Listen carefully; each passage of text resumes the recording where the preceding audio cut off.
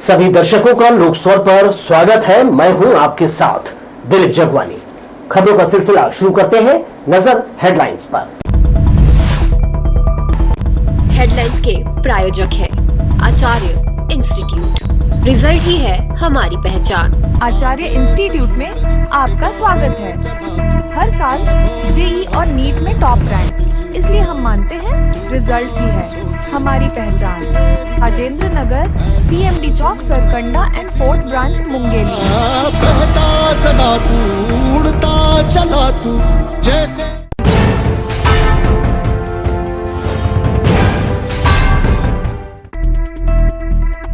त्वरित और सुलभ न्याय पाने लोक अदालत में जुटी भीड़, समझौते और रजामंदी से हजारों मामलों का निपटारा। हाईकोर्ट के मुख्य न्यायाधीश अचानक पहुंचे जिला कोर्ट, सुविधाओं और कामकाज का बारीकी से किया निरीक्षण।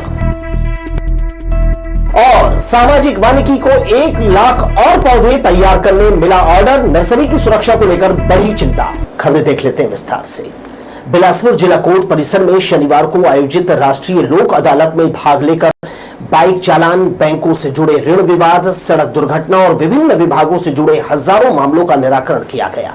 न्यायिक अधिकारियों और संबंधित विभागों के अधिकारियों ने संयुक्त रूप से कार्यवाही करते हुए लोगों की समस्याओं का तत्काल और समझौते के जरिए समाधान किया। लोक अदालत में आने वाले अधिकतर मामलों में जुर्माना आधा किया गया और कई मामलों में समझौते से समाधान भी निकाला, जो विवादों को तेजी से, सस्ते में और कानूनी रूप से बाध्यकारी तरीके से निपटाने का अवसर था। बिलासपुर जिला कोर्ट में लोग बड़ी संख्या में जुटे थे। वकीलों के जरिए वे संबंधित कोर्ट तक पहुंचे और कुछ ही समय में राहत हासिल कर बाहर आए।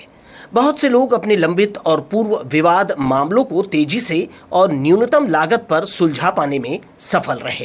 इसमें प्री लिटिगेशन के रूप में बैंक, नगर निगम, विद्युत विभाग, हर विभाग से प्री लिटिगेशन के अनेक प्रकरण आए हैं, जिसमें संभावना अधिक से अधिक निराकरण होने की संभावना है। आशा करता हूं कि लोगों इसका लोक अदालत का फायदा उठाएंगे और उनको सरल सहज न्याय मिलेगा।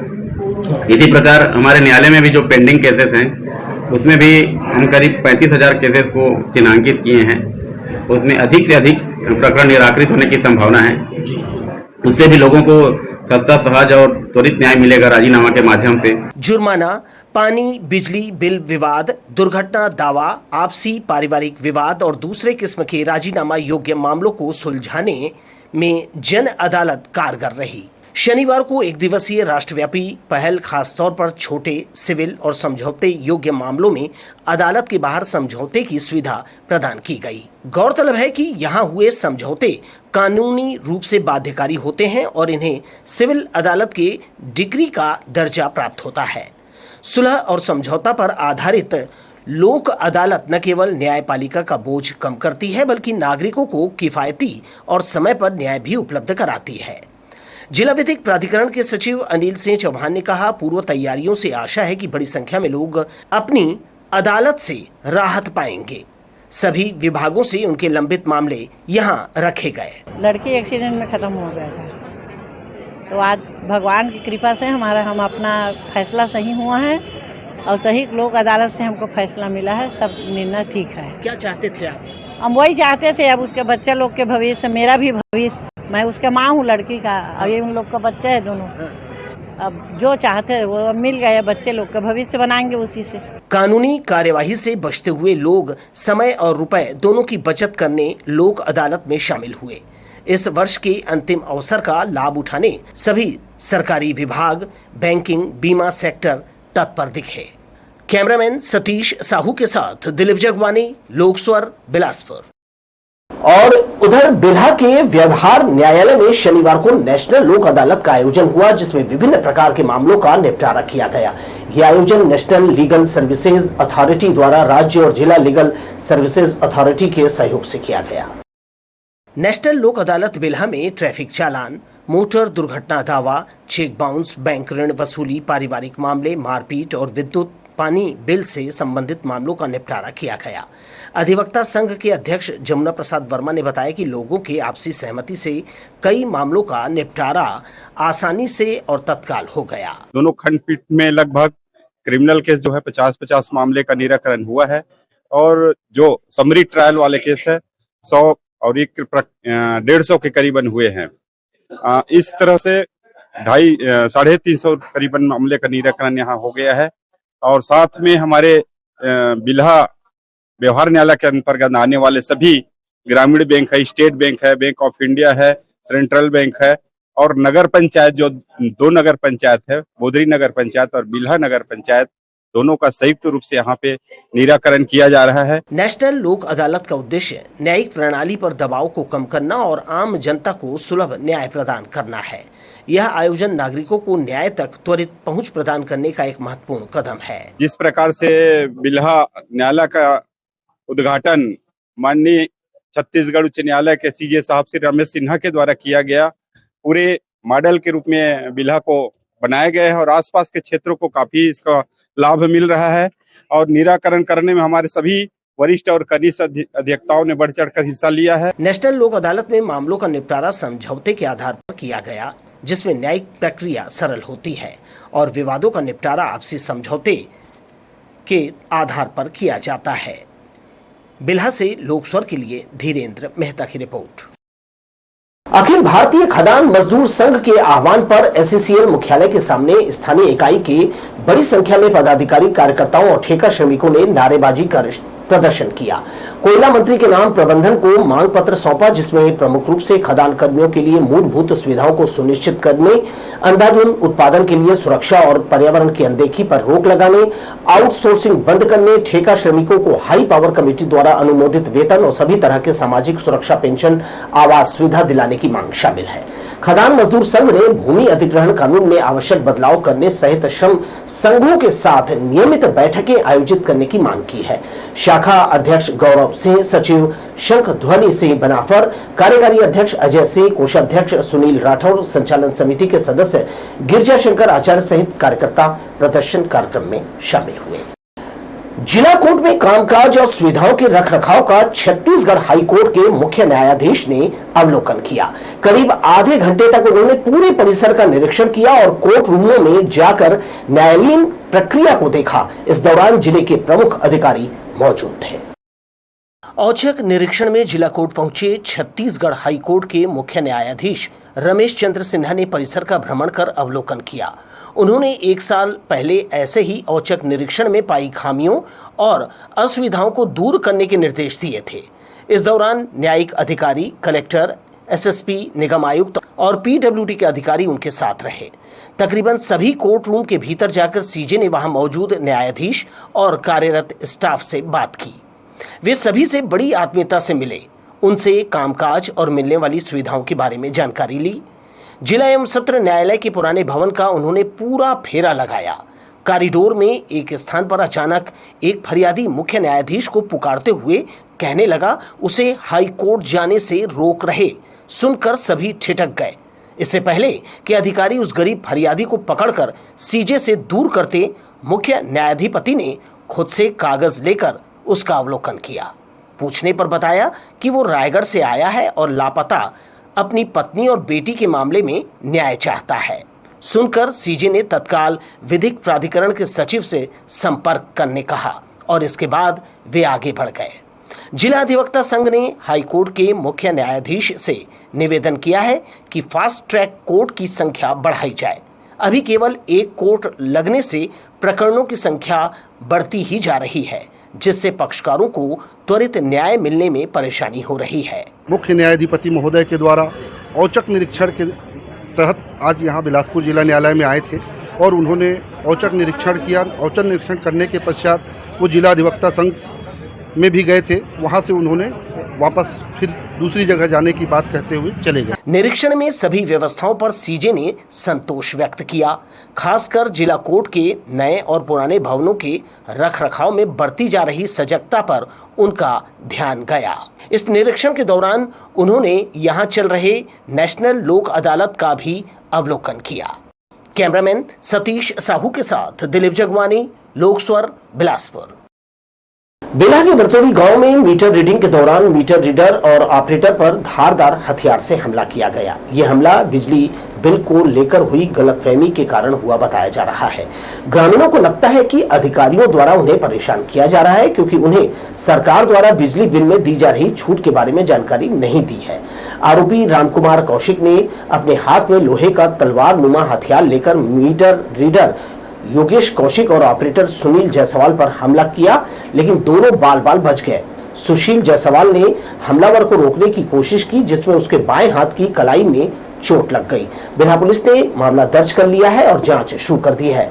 बिल्हा के अन्य क्षेत्रों में मीटर रीडिंग के दौरान कर्मचारियों पर हमले की घटनाएं पहले भी हो चुकी हैं। ऐसे में पुलिस और प्रशासन को इन मामलों में सख्त कार्यवाही करनी चाहिए ताकि भविष्य में ऐसी घटनाएं न हो। मैं बिल बांटते वहाँ पहुँचा तो दुकान के पास पहुंचा तो पहले गाली गलौज किया। उसके बाद वो बोला कि पिछले महीने मेरा 800 बिल आया था, 800 कैसे आ गया। इसी चक्कर में बहस किया। उसके बाद चाकू वाकू लेके सुबह मैं ऑफिस जा रहा था तो मेरे दोस्त योगेश कौशिक को मैं बात कर रहा था तो पीछे से आके एक हथियार में मारा तो रोका हूँ तो मेरे हाथ में लगा है और इससे गर्दन में चोट है। मुंगेली के एसपी भोजराम पटेल का भजन पर थिरकता वीडियो वायरल हो गया है। आस्था और अनुशासन को लेकर अब बड़ा विवाद हो गया है। वीडियो में एसपी भोजराम पटेल माथे पर चंदन, पारंपरिक वेशभूषा और भक्ति भाव के साथ भजन बांके बिहारी की देख छटा पर थिरकते नजर आ रहे हैं। समर्थक इसे निजी श्रद्धा बता रहे हैं तो आलोचक इसे वर्दी और पुलिस आचार संहिता की गरिमा के खिलाफ मान रहे हैं। सवाल उठ रहा है कि क्या वर्दी में रहते हुए इस तरह की धार्मिक प्रस्तुति सही है? सोशल मीडिया पर चुटकुले और कटाक्ष की बाढ़ है। लोग पूछ रहे हैं कि अगर यही काम कोई कांस्टेबल करता तो क्या कार्यवाही नहीं होती? कुल मिलाकर भोजराम पटेल का ये वीडियो पुलिस की पेशेवर छवि और अनुशासन पर गंभीर बहस छेड़ गया है।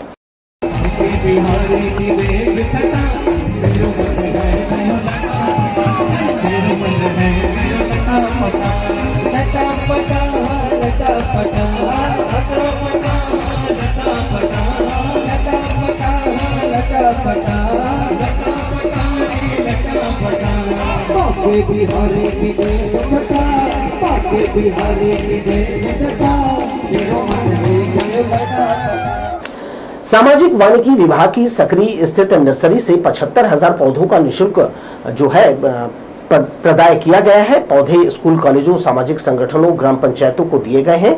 जिला पंचायत द्वारा 1 लाख पौधे और तैयार करने के लिए कहा है, जिसकी तैयारी शुरू कर दी गई है। सामाजिक वानिकी विभाग की सकरी नर्सरी से इस समय मानसून सत्र में लगभग 75,000 पौधों का प्रदाय किया गया है। ये पौधे स्कूलों, सामाजिक संगठनों, ग्राम पंचायतों को दिए गए हैं। पौधे तैयार करने के लिए जिला पंचायत ने मनरेगा मद से राशि प्रदान किया था। अब उसे इसी मद से 1 लाख और पौधे तैयार करने के लिए कहा गया है। मनरेगा के तहत 1 लाख पौधा की तैयारी किया गया था, जिसमें कि 50,000 फलदार पौधा, 50,000 मिश्रित प्रजाति।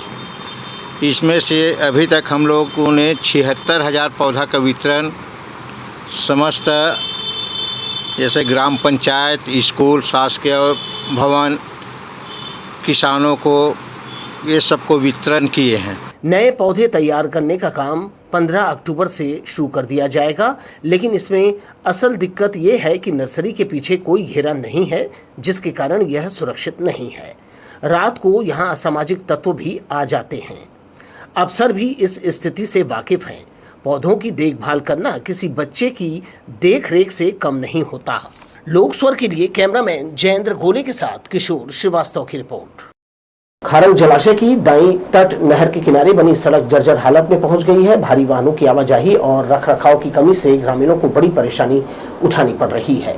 यह सड़क कई गांवों को जोड़ती है और ग्रामीणों के लिए मुख्य मार्ग है, लेकिन खराब हालत के कारण लोगों को रोजाना आवागमन में मुश्किल होती है। बरसात के दिनों में सड़क कीचड़ में बदल जाती है और दुर्घटना का खतरा बढ़ जाता है। ग्रामीणों का कहना है कि कई बार प्रशासन से मरम्मत की मांग की गई, लेकिन अब तक ठोस कदम नहीं उठाया गया। जल संसाधन विभाग का दावा है कि सड़क की मरम्मत की योजना बनाई जा रही है, लेकिन काम कब शुरू होगा इसका कोई स्पष्ट जवाब नहीं है। तखतपुर के विधायक धर्मजीत सिंह अपने सीधे, सरल और आकर्षक व्यक्तित्व के चलते लाखों लोगों के दिलों पर दशकों से राज करते रहे हैं। उनके जैसे मूल्य और सिद्धांतों की राजनीति करने वाले कम लोग ही हैं। 72वें जन्मदिन के अवसर पर लोगों ने उनके स्वस्थ और दीर्घायु होने की कामना की है। राजनीति में यह धूमकेतु सन 1998 के विधानसभा चुनाव में बहुमत के साथ भारी मतों से जीतकर लोरमी पंडरिया में परचम लहराया। उसके बाद राजनीति के अजात शत्रु ने फिर पीछे मुड़कर नहीं देखा।